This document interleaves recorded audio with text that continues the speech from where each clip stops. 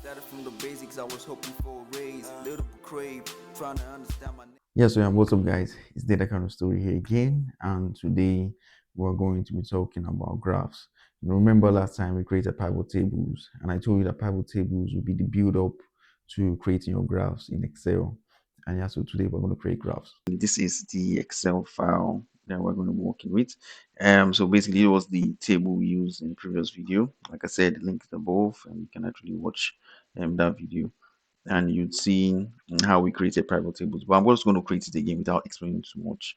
So yeah, so first of all, we're going to create a pivot table, and I'm going to show you how to create like different types of graphs. So let's start with line graphs first of all. So with line graphs, like I said before, with your line graphs, you'd use it like in sort of like time series sort of data. So data that involves dates, or time, and then with values dates, so it shows like a progression. So I'm going to work with, and for this table, I work with dates, and I work with, let's just say I work with unit price. And so I'm just going to create my pivot table as I normally would. Just click on pivot tables. You have the source there, click on OK. And then since I'm working with dates, I'm going to take this here. And then I'm working with unit price. I'm going to remove these ones because I don't need them. Okay, I'll just leave months. So let's use months and take our years. And then yeah, so let me change this to some. Let me change this to some. Yeah, so that's going to show us the line graph these for these months. And remember, months consist of all the years anyway. So yeah, so basically, we're going to insert a graph, and then so we have different kind of graphs here. So I'm going to work with line graph, which we have. And so you can see we have different kind of lines you can actually use. So you can have also have 3D lines, 2D lines. A lot of people don't use this because it's sometimes unnecessary, causes confusion. Although 2D graphs can be okay, but the 3D ones, unless you just want to be fancy, but then you have the 2D line graph, and I would pick this one with so marker, and yeah. So let's and this is basically it. And now you can extend. You can extend. So we have the dates here. We have the dates here, which is months, and then we have this here. But then it's a bit confusing because we don't know what this line graph is talking about. The only thing we have is legend, which is talking about the total. We just say okay, this is total. Basically it's column. Well, let's make it more explanatory. I just say um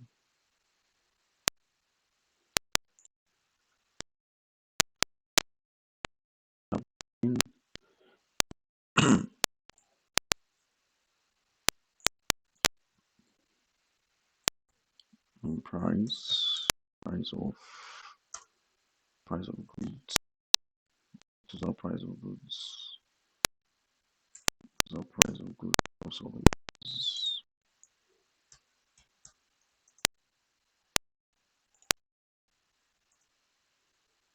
let's leave it price and optimize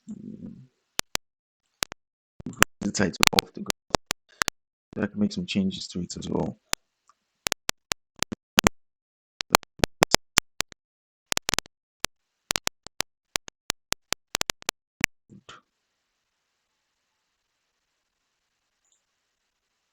Give bold and fancy.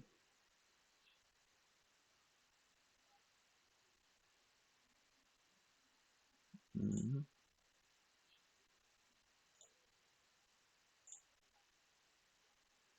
Okay. Then also you need the axis to also have titles as well to make it more explanatory. So I need a title for the y-axis and the x-axis. So I'll just have to right click on table.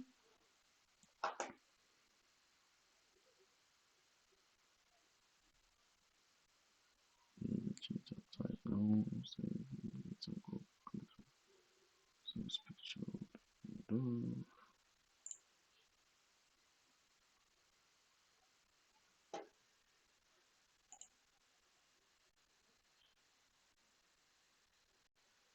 Mm.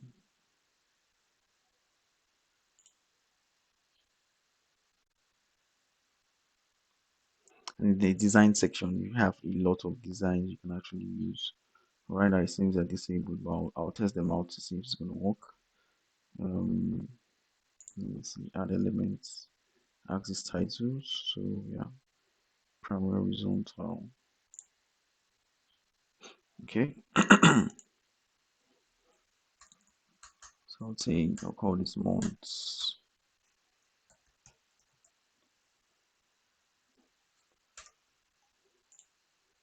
and then add another element, axis title, vertical. And I'll call these prices.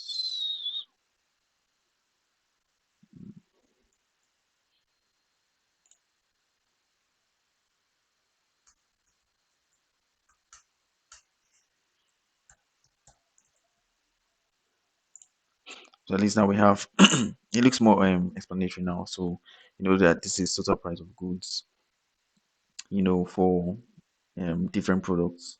And then this is the months, and then this is the prices, or we could say total prices here. And yeah, so that's what we have. So we can see, yeah, I mean, easily you can now understand your graph better. And one thing about graphs is that it helps to, first of all, visualize your data, then at the same time, make it very easy to understand your data, at a first glance. So from this first glance, I can see that the topest point here, which is about, let's say, 3,200, 3,150 or 180, would say that that's like the highest point, and it's occurring at the month of July. You know, okay, yeah, so it's actually 3,164. So that's the highest data point, and you can actually get information of this data point, so you don't have to put your cursor over there. You can actually get those the values for each point that is marked here, like the highest point and lowest points, and so you just make it easy to understand. So let's quickly add that as well.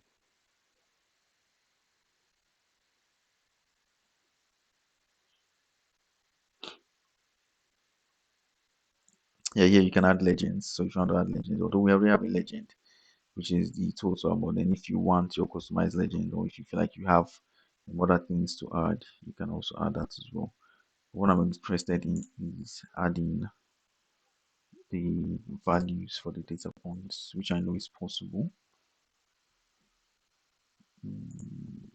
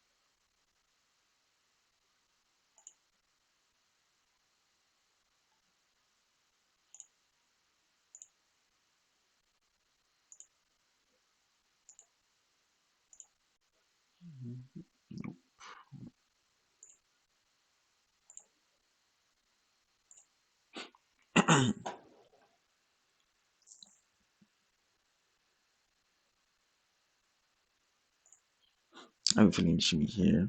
I think it should be around data labels. Yeah, yeah. So I think this should be, yeah, exactly. So yeah, so that's it. So yeah, we have the data labels. Although it makes it look, yeah, horrendous. But yeah, but sometimes if you have single figures, it just gives it clarity. It just makes it easier to see the figure, and then what figure that is. But right now it looks a little bit too much. You can also reduce the,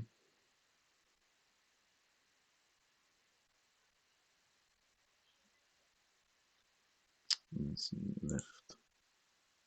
Okay, this makes it clearer.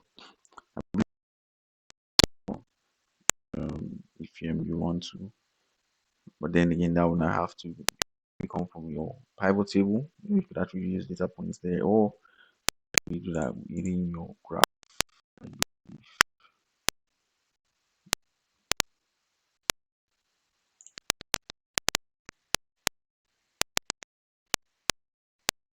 Data link. Okay, we have the values. See value.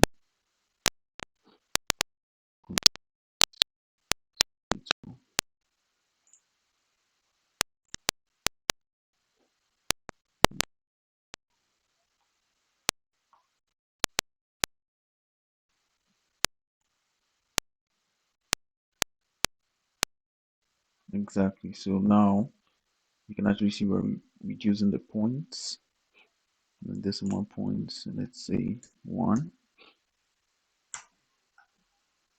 Mind you, I've actually not done all these before. This actually is my first time actually trying to reduce all this stuff. But that's just one thing. That's how powerful Excel is.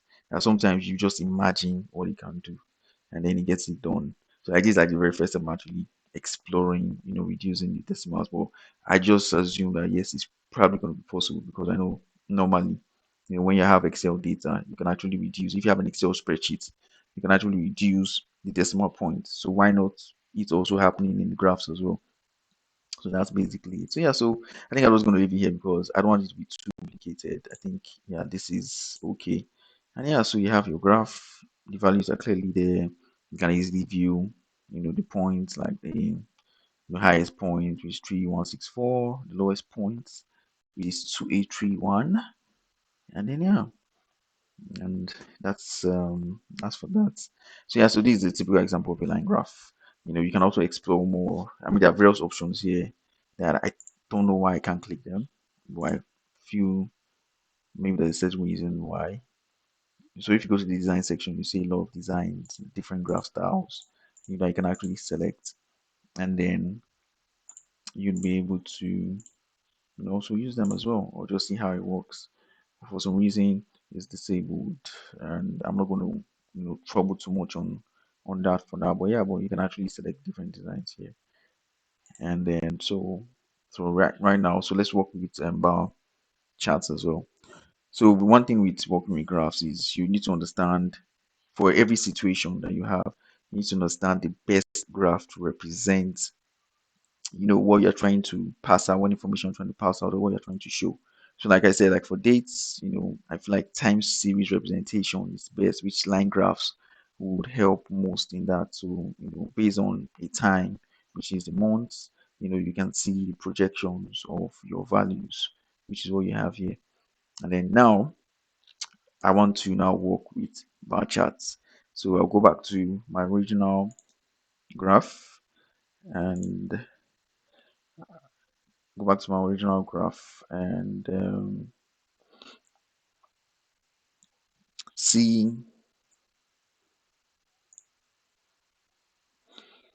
what I can actually use to work with that. So I'll basically just create another pivot table. So this is going to be line graph, and then from here, so if I want to create a bar chart, so what would be the best values to use?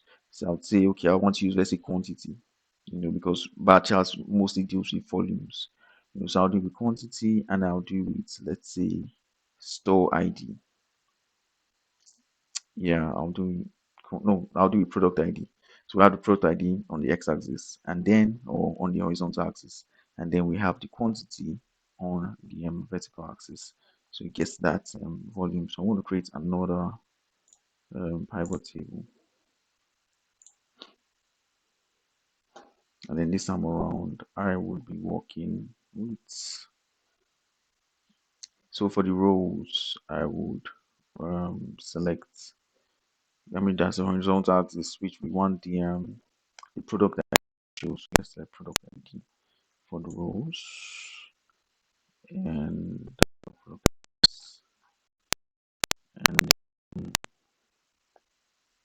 The product may try by because it's you know let's use it batch by batch. So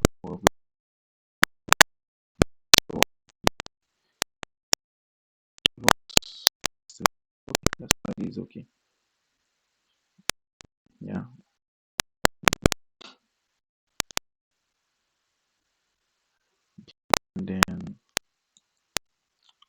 and then quantity.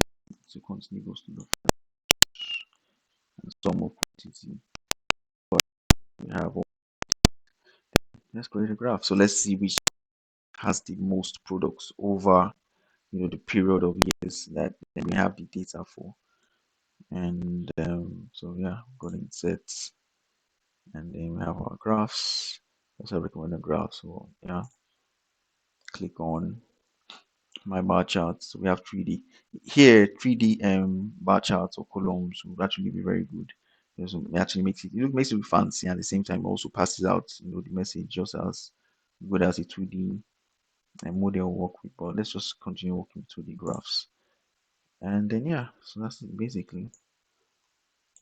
And if you, I mean, remember you can still do all your styling that you want to. So this is basically the store IDs that we have. We can drag, extend your graph. You have the total, there's the volume, at the highest points, lowest points. Let me disable my video because it might prevent you from seeing. Well, I'll just gonna leave it for now. So yeah, so we have different points, so we can see the store ID with the highest point should be between store ID 21730 and store ID 22727, I believe. Yeah. So you probably have the highest points of data, which this is 26212 and this 26171. So this actually has the highest, which is 22727 has 26212 products. That's 26,212 products over the previous of years. And then you can therefore now style this column as you would want to. Again, for some reason design is blocked, but yeah, so we can go ahead and change it and say quantity of products. um,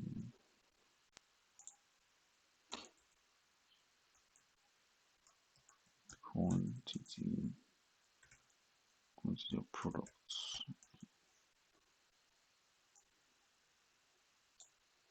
Go to style the font. uh, I'm going to use the same one and increase it to 18. I think that's okay for that. This is total display is okay.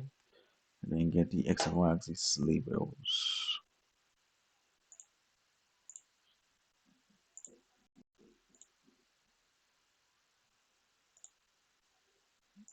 Come here. X has this title, and then I'll call it store ID. I'll just say stores,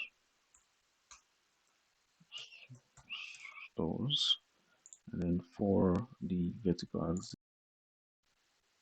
I would say amount of products.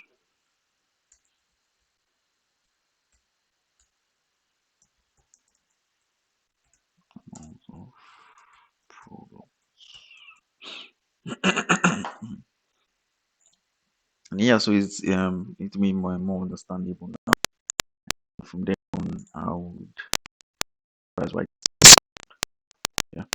So, um, mm, then if I want to add the data points as well, like I did the previous one, so you can easily get the values. You can add that as well. I think I'll leave that out of this for now. Um, let me see if I can actually disable this because I feel like there's a lot that you can actually do with the match various designs that you have here. Uh,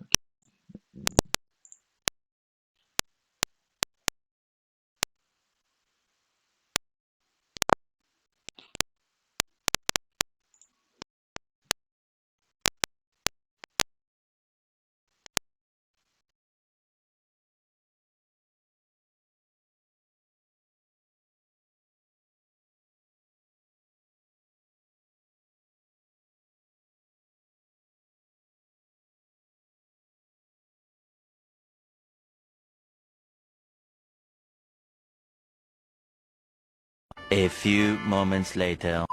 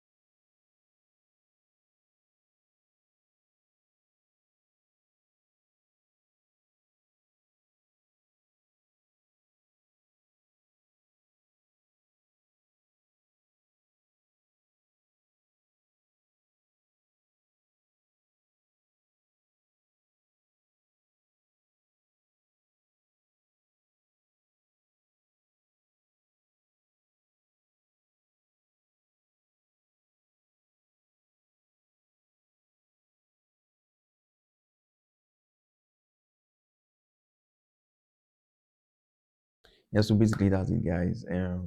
So that's how to create your graphs. It's quite easy and it can be straightforward as well. Once you have your pivot tables, and then it's just easy to therefore create your graphs. And then yeah, I mean, if you have any questions, you can put them in the comment section. And then also at the same time, don't forget to watch my previous table and my previous video on pivot tables. And then also like, subscribe, share. And then yeah, and thank you, and I will see you again. Bye. Me I no send them, enemies around me. Me I'm gonna gun them. My mind on my moolah, pay me my moolah. My mind on my moolah, moolah. My mind is made up.